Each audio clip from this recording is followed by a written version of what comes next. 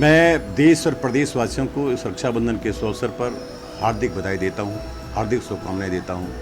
आशा और उम्मीद करता हूं कि सभी लोग जो है बाकायदा कोविड गाइडलाइन का ध्यान रखें, मास्क पहन के रखें, डिस्टेंस बना के रखें और सभी भाई बहन आपस में मैं प्रार्थना करता हूं सभी सुख शांति और संपन्न ढंग से रहें और भगवान से प्रार्थना करता हूं कि भाई बहनों का ये त्यौहार आजीवन ऐसा रहे, खुशी का माहौल बन करके रहे। डिस्टेंस बना के रखें, मास्क पहन के रखें। ये ना समझें कि कोरोना की बीमारी का जो तीसरी पहर की बात कर रहे हैं, ये बीमारी कभी भी लपेटे में ले सकती है, इसलिए सावधानी बरतें। सभी लोगों से मेरा अनुरोध है, मेरी प्रार्थना है, करना निवेदन है, सावधानी बना के रखें।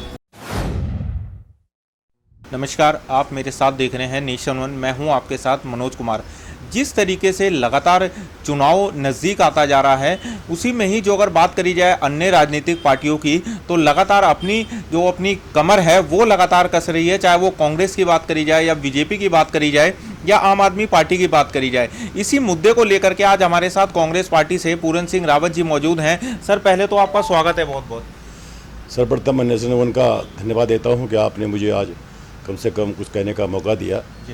सर, मेरा आपसे पहला सवाल ये है, जो अगर इसमें बात करी जाए, लगातार चुनाव नज़दीक हैं, पार्टी अपनी अपनी तैयारी कर रही है, आप किस तरीके से देखते हैं कांग्रेस पार्टी की किस तरीके की तैयारियां हैं? देखो, पार्टियां, कोई भी पार्टी हो, कांग्रेस पार्टी हैं, अन्य पार्टियां और भी हैं, तैयारियां तो हर पार्टी करती है, अपने हिसाब से करती है। कांग्रेस पार्टी की तैयारी करने का जो मुख्य वो है कि वो तो आज कोई नई बात नहीं है, वो चुनाव तक आने तक ही तैयारी नहीं होती है। चुनाव से पहले भी बाकायदा जनता के बीच में जाकर के जन समस्याओं के बारे में, जनता का रुझान, जनता की समस्याओं का समाधान कैसे हो करके वो तैयारियाँ बहुत पहले से होती है। बाकी रही बात कि देखो, चुनाव पास में आ रहा है, अभी तो खैर टाइम है। हर पार्टी कोशिश करती है कि हम बाकायदा जनता के बीच में जाकर के अपनी बात को रखें, उनकी समस्याओं को समझें, उस समस्या का समाधान करने की कोशिश करें। लेकिन रियली दो बात है कि कांग्रेस इस प्रकार से जनहित में, जन समस्याओं के निराकरण के लिए लगातार जो है अहम भूमिका निभाती आई है, वो जनता को समझना चाहिए। जनता समझती भी है। आज मैंने देखा है कि धर्मपुर विधानसभा क्षेत्र से, मैं जिस विधानसभा में आज हूँ, मैं लगातार काफ़ी लंबे समय से, करीबन साल हो गया है, और मैं कोशिश करता हूँ कि धर्मपुर विधानसभा क्षेत्र हमारा कहाँ से कहाँ तक है। हर क्षेत्र में जिस प्रकार से समस्याएं हैं, क्योंकि समस्याएं का मतलब सरकार इस टाइम डबल इंजन की है और यहाँ के विधायक हैं, हम तो आलोचना नहीं करते, लेकिन जन भावनाओं के अनुरूप उन्होंने काम नहीं किया, क्योंकि जनता ने बहुत पूर्ण बहुमत से इनको बाकायदा विजय बनाया था। जब देखने को मिलता है कि बहुत दुख होता है मुझे, जनता की भावनाओं पे खरा न उतरना किसी पार्टी का भी वो अच्छी बात नहीं है, न्याय संगत, न्यायपूर्ण बात नहीं है। आपके कुछ स्कूल ऐसे हमारे पड़े हैं जहाँ की हालत ख़राब है, कुछ ऐसे स्कूल कॉलेज ऐसे पड़े हैं जहाँ क्षतिग्रस्त हालत, बच्चों का बैठना मुश्किल, पढ़ने पाठने में दिक्कत आई है। दूसरी में समस्याएँ ये रही कि इस प्रकार से जो है बाकायदा इस प्रकार से, जैसे महामारी के अंतरकाल में कितना बड़ा नुकसान लोगों को झेलना पड़ा, घायल रहे लोगों की मौतें हुई हैं, इस प्रकार से जो है कमियां रही हैं। लोगों ने बाकायदा कितनी बार विधायक से फ़ोन किया, विधायक सरकार के तमाम जो नुमाइंदे उनसे फ़ोन करके अपनी समस्याओं का हल करने की कोशिश की है। ऐसे लोगों का, असहाय लोगों का कोई सुनने वाला रहा नहीं। जाने चले गए, लोगों को ऑक्सीजन नहीं मिल पाया, लोगों को वेंटिलेटर नहीं मिल पाया, लोगों को दवाइयाँ उपलब्ध नहीं हो पाई। मैं जानता हूँ कि हालात कितनी ख़राब रही है। इन जनप्रतिनिधियों को शर्म आनी चाहिए वैसे मेरे कहने के हिसाब से। चाहे वो देखो, सवाल की बात है, चुनाव जीते हों चाहे हारे हों, समस्याएं सबके लिए हैं और सब लोगों को ध्यान देना चाहिए। ये नहीं कि मैं चुनाव हार गया मैं घर बैठ जाऊं, ये भी कोई न्याय संगत नहीं है। सवाल इस बात का है, जनता चुनाव में विजय बनाती भी है और अगर हमारा माहौल सही नहीं है तो चुनाव हराती भी है। हमको दोबारा अगर चुनाव जीतने की, तो पब्लिक में जाने का अगर हमारा एक मनसा खरी हो, हमको बाकायदा जन समस्याओं के बारे में ध्यान देना चाहिए। सर्वप्रथम तो मैं धर्मपुर विधानसभा क्षेत्र के सम्मानित जो हमारे मतदाता हैं, हमारी माँ, हमारी बहन, हमारे बुजुर्ग, आदरणीय बुजुर्ग, तमाम सम्मान साथी जो हमारे हैं, मैं तो उनका आशीर्वाद लेकर के चल रहा हूँ।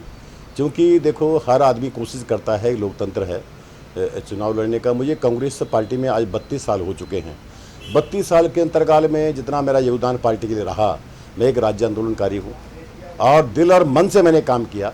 तमाम समाजी संगठन, ट्रेड यूनियन का मैं मुखिया रहा, आज भी हूँ, और मैंने बाकायदा समाजी संगठन, ट्रेड यूनियन का मुखिया रहने पर कांग्रेस पार्टी को बड़ी मजबूती देने का काम किया है। ताकतवर तरीके से मैंने काम करने की कोशिश की है। माननीय हरीश रावत जी जब 2000 में प्रदेश के अध्यक्ष बने, उन्होंने बहुत सम्मान हमारा किया कि जिस टाइम मैं प्रधान संगठन का अध्यक्ष हुआ करता था, मैंने तन मन से जब से उस टाइम किया। उत्तराखंड बनने के बाद शायद ही कांग्रेस का नाम लेने वाला कोई था ही नहीं। मैं ये बात मानता हूं कि उत्तराखंड प्रदेश के अंदर कांग्रेस को जिंदा करने में अहम भूमिका बाकायदा हरीश रावत की रही है और हमने भी तन मन से पार्टी हित में काम किया। वो जानते हैं, तमाम अध्यक्ष हमारे बने हैं, मेरे योगदान के बारे में समझते हैं, जानते हैं।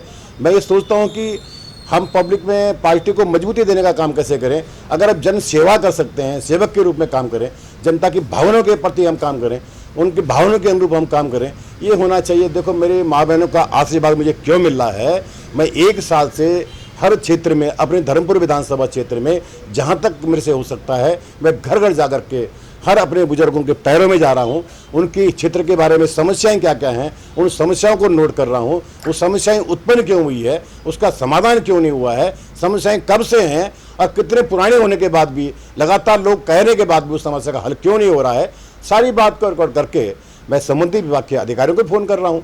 ऐसा क्यों हो रहा है? जनता काम चाहती है, जनता को काम मिलना चाहिए, जन समस्याओं का निराकरण होना चाहिए। और इतने असहाय लोग हैं, हमारी कुछ ऐसी विधवाएं हैं, विकलांग लोग हैं, वृद्ध अवस्था, कितना बड़ा एक तुम धोखा कर रहे हो, क्या कुछ नहीं है तुम्हारे पास। आपने कब कैंप लगाए हो? मैंने कई बार संबंधित विभाग के अधिकारियों से कहा, इवन की विदाई से मैंने कहा, आप कैंप लगाइए, लोगों को राहत देने की कोशिश करिए। देखो, जो काम करेगा श्रेय उसे मिलेगा। भाई, काम अगर ये करते श्रेय इनको मिलता। आज हालत इतनी है, लोग बहुत त्रस्त हैं भाजपा से, बहुत दुखी हैं। कारण क्या है कि इनका करने और कथनी बड़ा फर्क है। ये जो कहते हैं वो करते नहीं है। इनके अंदर केवल जो है, केवल और केवल जनता को गुमराह करना आता है, झूठ पर झूठ बोल करके लोगों को बेवकूफ़ बनाना आता है। छोटी सी उम्र में लगातार राज्य हित में, जनता के हित में काम करना सीखा, काम करते रहे और मुझे मेरी माँ बहनों का आशीर्वाद मिला। मैं प्रधान रहा, प्रधान संगठन का अध्यक्ष रहा, तमाम ट्रेड यूनियनों का मुखिया रहा, मतलब तमाम जगह मैं पार्टी में प्रदेश समाज सचिव रहा, गढ़वाल मंडल का अध्यक्ष रहा। आज ही पदों में रहा। मेरे कहना मतलब है कि मैंने कभी पदों पर ध्यान नहीं दिया। मेरी जहाँ पर इसलिए था मामला कि जनता की समस्याएं क्या क्या हैं, हम जन भावनाओं के अनुरूप काम करें और जो समस्याएं उनका समाधान करने के लिए हम पहल करें। यहाँ पर एक बार आपके नॉलेज में बात होगी कि ये पटेल नगर कारगिल बाईपास जो है, ये रोड बंद कर दी गई थी महंत देवेंद्र जी द्वारा। एक रोड बनी हुई है, उसमें तमाम चीज़ें हैं, पड़ी हुई है, सारे बिजली की लाइनें थी, पानी की लाइनें थी, और उन्होंने एक कॉलेज के नाम पर वो बंद कर दिया। मैंने व्यक्तिगत तौर से उनसे अनुरोध किया, उस क्षेत्र में, धर्मपुर विधानसभा क्षेत्र के अंतर्गत नहीं, पूरे जनपद देहरादून में एक से बढ़कर एक बड़े नेता हैं जो बाकायदा अपने को बोलते हैं बहुत सुपीरियर हैं। ऐसी स्थिति में जब कोई आगे नहीं आया, पूरन सिंह रावत ने दमखम के साथ बाकायदा महंत देवेंद्र जी से व्यक्तिगत रिक्वेस्ट करने के बाद जब बात नहीं मानी गई, मैंने आंदोलन छेड़ा 3-4 साल तक आंदोलन चला। अरे, महंत जी से टकराना कम बात नहीं होती है, लेकिन आखिर में उनका आशीर्वाद मिला, ऊपर वाले की कृपा थी, मैं सफल हुआ और पटेल नगर कारगिल बाईपास रोड खुली। तो मैं कहता हूँ, नेताओं का खाली देखो, नेता निस्वार्थ त्याग बलिदान की भावना बहुत कम लोगों में है। और हम तो चाहते हैं कि जनता का अगर आशीर्वाद मिलेगा, मैं जो बात करूँगा, मेरा विजन, मेरा मिशन क्या होगा। हम जानते हैं कि जनता में दिक्कतें क्या आती हैं, क्यों घर में परेशानियाँ हो रही हैं। अरे, गरीब कुछ लोग ऐसे हैं जिनके घर में 2 टाइम की रोटी नहीं मिल पा रही है, तवा गर्म नहीं हो रहा है, केवल आपको दिखाई दे रहा है, जो पूंजीपति लोग चल रहे हैं उनको दिखाई दे रहा है, छोटा व्यवसाय चौपट हो गया है। आप क्या काम कर रहे हैं? रेडी पटरी वाले जहाँ पर जीविकापार्जन करने के लिए बच्चों के लिए सब्जी बेच रहे हैं, उनको तोड़ फोड़ करके तुमने बाकायदा रेडियाँ उठा करके तुम उठा के ले जा रहे हैं। जो बेचारे बस्तियों में सालों साल से रह रहे हैं, कोई शाम नहीं है, उनका तुम तोड़ने का काम करते हैं, तुम बसाने का काम करते नहीं है। सब कुल मिला के सरकार ने जो कुछ भी दिया है, जो कुछ भी काम कर रहे हैं, उससे जनता खुश नहीं है। मैं तो वायदा करता हूँ पब्लिक के सामने, अगर मेरी माँ बहनों का, मेरी बुजुर्गों का, मेरे साथियों का सम्मान अगर आशीर्वाद मुझे मिला, मैं जो कहूँगा उस पर खरा उतरने की कोशिश करूँगा। क्योंकि मैं प्रधान था, प्रधान संगठन में रहा, ट्रेड यूनियन में रहा, मैंने बाकायदा उस टाइम लड़कों को नौकरी लगाई है जिस टाइम हमारे क्षेत्र के विधायकों ने बोला कैसा क्या हुआ। मैंने एक तो नहीं बोलता, 70 लड़कों को कंपनी में नौकरी लगाई है। ये दमखम होना चाहिए काम करने का। अरे जनता, मैं अगर बन गया, मैं समझता हूँ समस्याएं जो भी होंगी, अधिकारी को फोन करने का क्या मतलब होता है? अधिकारी उस जगह पहुंचेगा जहाँ समस्याएं हैं। अगर आप पे पावर है, आप अगर विधायक हैं, तो कोशिश होनी चाहिए समस्याएं किस बात से हैं और किस जगह पर हैं, उस संबंधी विभाग का अधिकारी को जो है आपके कहने पर वहीं आना चाहिए और उस समस्या का हल करने के लिए आपको दफ्तर पर प्रयास करना चाहिए। ऐसा हो नहीं रहा। लेकिन अगर मैं बड़ी बात तो नहीं बोलता हूँ, मेरी बहनों का आशीर्वाद, मेरी माँ का आशीर्वाद मिलेगा, मैं जो बात करूँगा उस पर खरा उतरने की कोशिश करूँगा, ये मेरा विश्वास है। आप लोगों ने देखा, हमारे साथ पूरन सिंह रावत जी मौजूद थे। हमने कई सवाल भी करे, उस चीज़ का उन्होंने जवाब भी दिया। लगातार पूरन सिंह रावत जी का ये कहना है कि अगर धर्मपुर क्षेत्र से मेरे को पार्टी टिकट देती है तो मैं चुनाव भी विधानसभा का लड़ूंगा। अगर मैं विधानसभा से भी जीतता हूं धर्मपुर क्षेत्र से, तो लगातार ये जो पार्टी है, ये कांग्रेस पार्टी जो वादे करती है वो करके दिखाती है, यही कहना है पूरन सिंह रावत जी का। पहले से ही लगातार जनता से जुड़े हुए हैं। मेरे सहयोगी जय ओबराय के साथ मनोज कुमार की रिपोर्ट।